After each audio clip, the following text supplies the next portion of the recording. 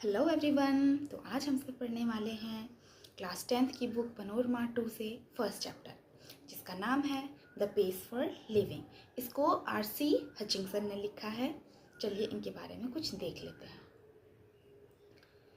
RC Hutchinson, a British novelist, ये एक British उपन्यासकार थे।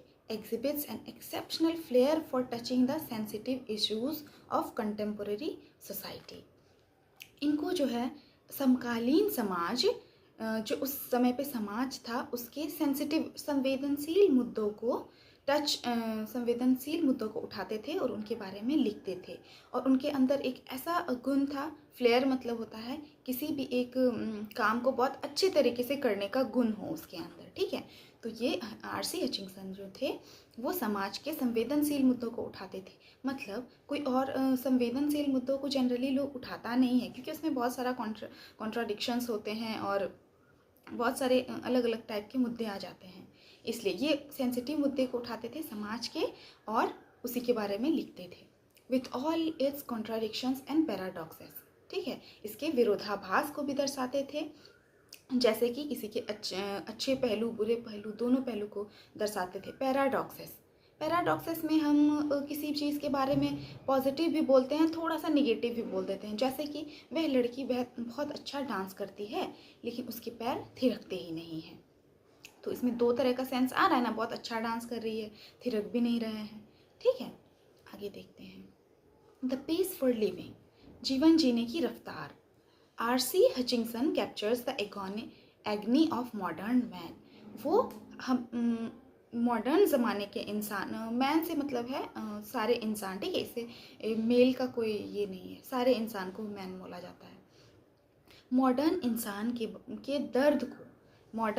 के दर्द को कैप्चर किया है इस कहानी में, ठीक है। He brings out how the fast movement of man, things and objects hertz the normal rhythm, ठीक है। कितना फास्ट मूवमेंट होता है, जो कि नॉर्मल रिदम है उससे कई ज़्यादा हमें फास्ट काम करना पड़ता है, और वो कितना तकलीफ देता है इंसानों को, उसके बारे में बताया है। Under pressure on man, women and children, कितना प्रेशराइज्ड रहता है एक इंसान किसी काम को करने के लिए कुछ ज़्यादा ही रफ्तार से, कि मुझे ये काम करनी ही है। बहुत स्पीड में सब चीज़ चलता रहता है, जो कि मतलब स्लो भी हो सकता है, लेकिन स्पीड में कैसे काम करते हैं लोग और उससे कितना दर्द होता है, पीड़ा होता है, उसके बारे में बताया गया है। I saw a play in Dublin not long ago in which the chief character was an elderly corn merchant in a small Irish country town. मैंने कुछ समय पहले डबलिन में एक नाटक देखा था जिसका मुख्य पात्र था एक भुट्टा बेचने वाला व्यापारी, ठीक है, जो कि आयरिश के एक स्मॉल टाउन से था। He was a man of many anxieties. उसको बहुत सारी परेशानियाँ थी जीवन में। His heart was dicky. उसका दिल कमज़ोर था। His nephew was cheating him. उसका भतीजा उसे चीट कर रहा था किसी न किसी मुद्दे पे। His wife had the fantastic notion of spending 10 euro on a holiday. लेकिन उसकी वाइफ को अलग ही टाइप का एक धारणा था उसका कि हॉलीडे पे उसको 10 यूरो खर्च करने हैं।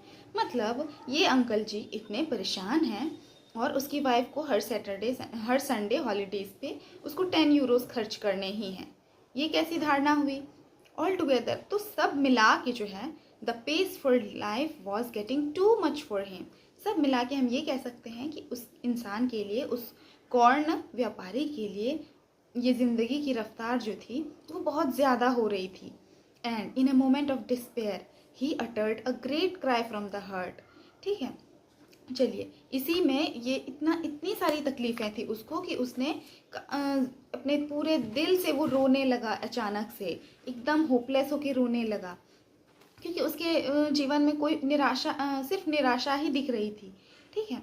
They tell me there's an aeroplane now that goes at 1000 miles an hour. Now that's too fast. और वो इसके बारे में बात कर रहा है कि एक एरोप्लेन है जो 1000 माइल्स प्रति घंटे के रफ्तार से वो चल रही है वो एरोप्लेन, और ये बहुत ज़्यादा फास्ट है। ये इन्वर्टेड कोमा में बंद है। इसका मतलब है इन्वर्टेड कोमा में बंद होने का मतलब है कि किसी ने इस बातों को एज इट इज़ कह दिया हो उसी के ज़बान में, ठीक है। एज इट इज़ कह देना को इन्वर्टेड कोमा में बंद कर देते हैं। जैसे कि हम जैसे करो या मरो नारा तू मुझे खून दो, मैं तुझे आज़ादी दूंगा, ऐसे रहते हैं ना, वो इन्वर्टेड कोमा में बंद हो जाते हैं, किसी ने एज इट इज़ कह दिया और उसी को हम लेके चलते हैं, ठीक है।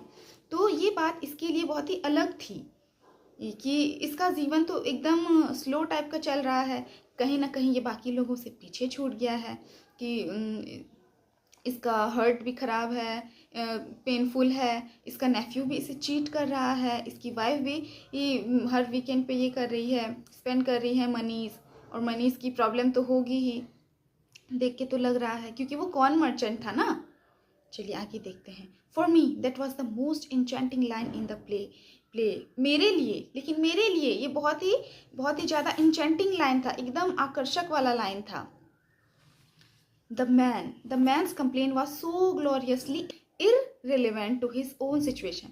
और ये वाला लाइन जो था एरोप्लेन वाला, ये जो है इस आदमी की सिचुएशन से एकदम मैच नहीं कर रहा था, क्योंकि वो एरोप्लेन की रफ्तार की बात कर रहा है, जबकि वो जीवन की रफ्तार में खुद ही पीछे चल रहा है। And besides being comic, it struck me as a perfect illustration of the way the Irish get at subtle truths by the most unlikely approaches. ठीक है, ये एक नाटक जो थी, तो ये हास्यपूर्ण होने के साथ साथ परफेक्ट एग्जाम्पल भी दिखा रही थी कि एक आयरिश इंसान, जैसे कि आयरलैंड के लोगों को आयरिश पीपल बोलेंगे, ठीक है, जैसे कि इंडिया के लोगों को इंडियन पीपल कहते हैं। आयरलैंड के लोग इतनी रफ्तार में हैं, वो एक परफेक्ट एग्जाम्पल दिखा रही वहाँ के जीवन जीने की शैली को।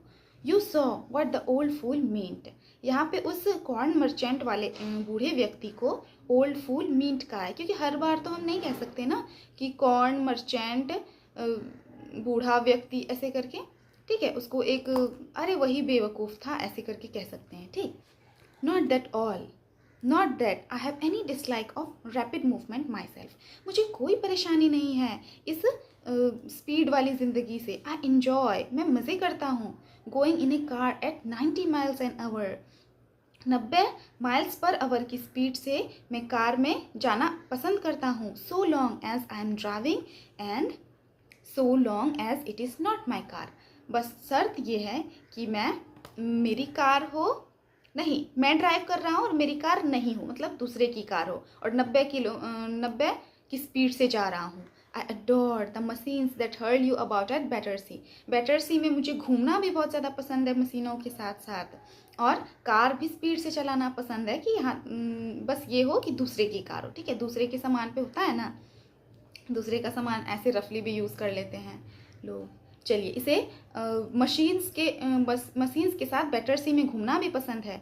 To dine in London and lunch in New York next day seems to me a most satisfactory experience, dinner करूँ मैं लंदन में और लंच करूँ न्यूयॉर्क में, और नेक्स्ट डे जो है ये बहुत ही ज़्यादा एकदम अमेजिंग एक्सपीरियंस रहता है।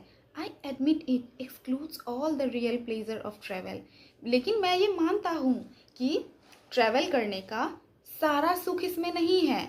इस रफ्तार वाली ज़िंदगी में स्पीड से ट्रैवल करने में सारे मज़े नहीं हैं, जितना कि the sort of fun you get from a country bus in Somerset और स्पेन, जितना कि बस में सफ़र करने में है, ठीक है। कभी कभी होता है ना, बस में सफ़र करते हैं तो हमें सारी चीज़ें दिखाई देती है कि यहाँ पे ये है, यहाँ पे वो है, ठीक है, हर एक छोटी छोटी चीज़ों को हम नोटिस करते हैं, और उसमें वक्त भी बहुत ज़्यादा लगता है, और आप एकदम स्पीड में जा रहे हैं कहीं पे तो आपको कुछ भी समझ नहीं आएगा और ना ही दिखाई देगा।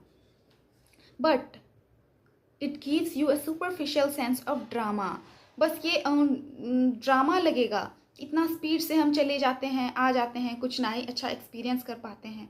ये एक तरह का बुरा भी है, हर चीज़ का प्रोज एंड कॉन्स होता है ना, अच्छी बातें भी होती है, बुरी बातें भी होती है, ठीक है।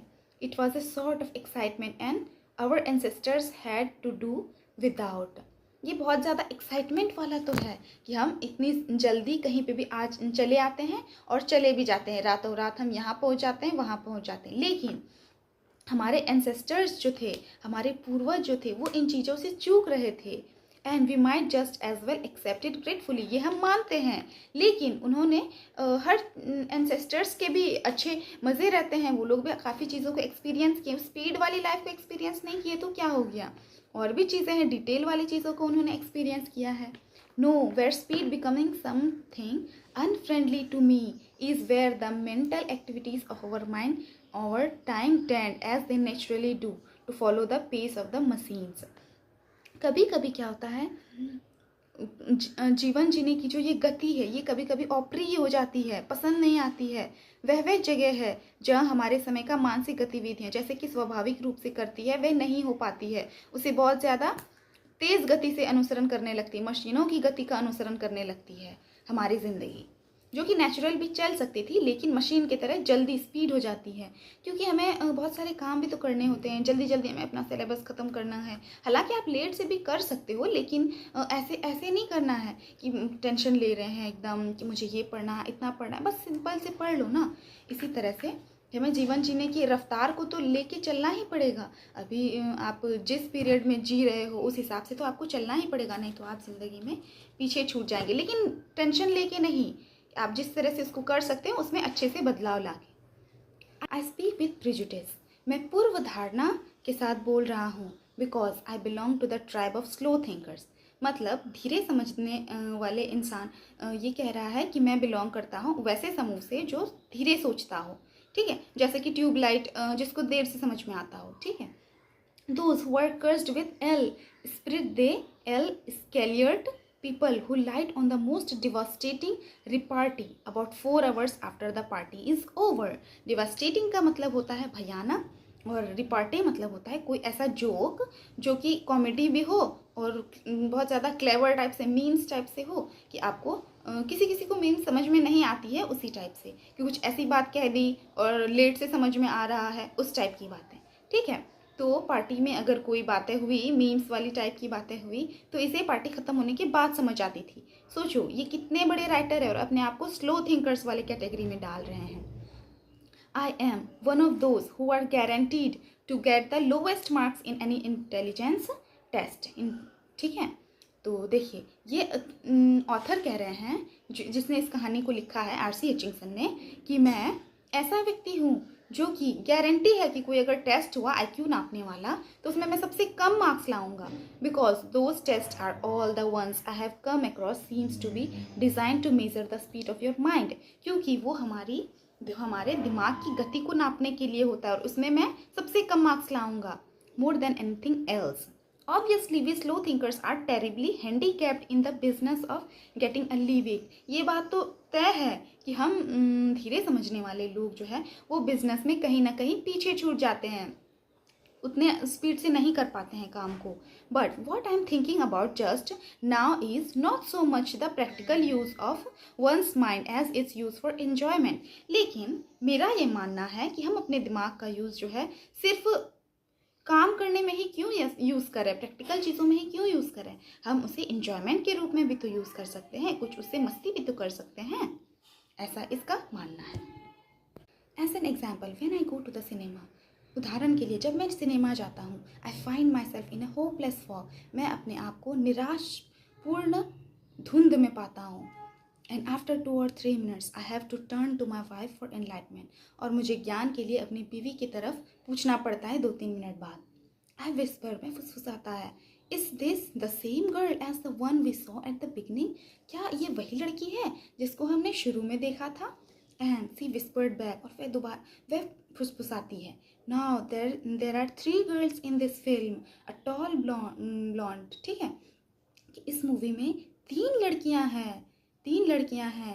पहली है टॉल, लंबे सुनहरे बालों वाली, अ शॉर्ट ब्लॉन्ड, एक छोटे सुनहरे बालों वाली, and a medium size brunette, और जिसके एकदम गाढ़े भूरे कलर के बाल हैं। उस 3 लड़कियों के नाम बताए उसने। Call them A B and C, आप उसको ए बी सी करके भी पहचान सकते हैं। The hero is that man who takes his hat off when he comes indoors, और हीरो वो वाला है जो अपने टोपी को उतारता है और एंटर करता है। He is going to fall in love with girl B, then C, then A, in that order, ठीक है। तो उसकी वाइफ बता रही है कि उसका हीरो जो है वो पहले बी से प्यार करता है, फिर सी से, फिर ए से। And so it proves to be, और सच में ऐसा ही होता है जैसे उसकी बीवी ने बताया था। There you have a mind which has train itself to work in high gear through, though as a matter of fact it can work in other gears just as well, ठीक है। यहाँ के लोग जो थे तो ऐसे सोच रहे थे वह आपके आसपास ऐसा दिमाग है जिसने खुद को तेज गति से काम करने के लिए प्रशिक्षित किया है. But my point is that most of my fellow patients in the cinema do think fast enough to keep up comfortably with rapid changes of scene and action. यहाँ पे मेरे तरह जितने भी लोग हैं वो सब ने अपने आप को ट्रेन कर लिया है कि ऐसे स्पीड में देखने से जैसे सीन चेंज हुआ उसका माइंड भी चेंज हो जाता है और वो अच्छे से समझ पाता है उस चीज़ों को, उस सीन को. They think much faster than people did 30 years ago. वे लोग जो है अभी जो सिनेमा देख रहे हैं वो 30 साल पहले के ज़माने के लोगों से काफ़ी ज़्यादा स्पीड में सोच रहे हैं. Possibly because those who do not think fast is the high street nowadays may not get another chance in the world to think at all. और आज के ज़माने में जो आदमी पीछे छूट जा रहा है स्पीड सोचने से वो शायद ऐसा कह सकते हैं कि उन्हें इस दुनिया में सोचने का दूसरा मौका नहीं मिल सकता है. ठीक है, तो यहाँ तक हुई हमारी कहानी. ठीक है, आई होप आप सबको समझ में आई होगी. अगर कोई टर्म नहीं समझ में आया होगा तो आप कमेंट सेक्शन में बता सकते हैं. Do like, share and subscribe to my channel. और इस कहानी में ये तेज गति हमारी ज़िंदगी जैसे स्पीड चल रही है ना, उसी के बारे में इन्होंने बताया है कि हमारी ज़िंदगी बहुत ज़्यादा रफ्तार से चलती है आजकल. पहले ज़माने में ऐसा नहीं होता था.